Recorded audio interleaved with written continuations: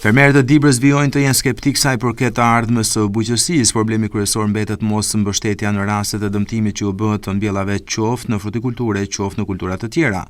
Fermeri Zeinullah Mani nga Melani Dibrës thotë se prej 30 vitesh merret me bujqësi e ndonë se është me profesion agronom, nuk ka mundur të marrë rezultatet e dëshiruara si pasojë e mungesës së mbështetjes së mirëfillt nga ana e institucioneve shtetërore.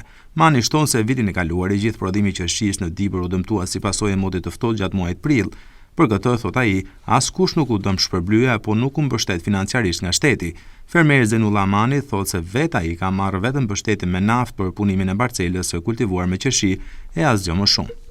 Rreth 30 delim. Ba blegtori, 2 lop ras që prodhojnë qumësht dhe me punë tjera me pemtari.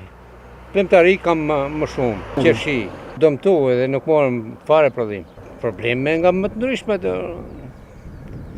Ne punojmë për llogari të asaj që fitimet janë gati të pa përfillshme.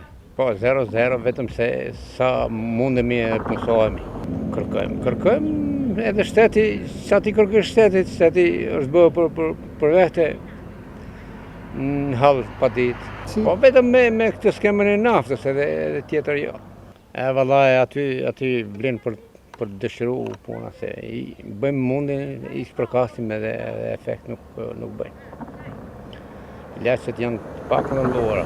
Po fara bujqësi vit pas viti, disa vite dalin mirë, disa vite zhgënjehemi, edhe ato nuk kemi siguri.